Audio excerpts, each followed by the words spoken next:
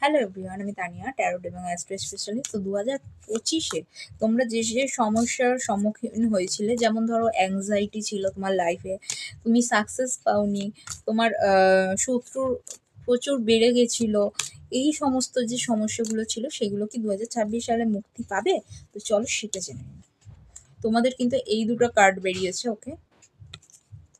আচ্ছা, দুটোই কিন্তু ইয়েস কার্ড, না, একটা মেবি কার্ড আছে, একটা ইয়েস কার্ড আছে। আচ্ছা, দেখে নিই।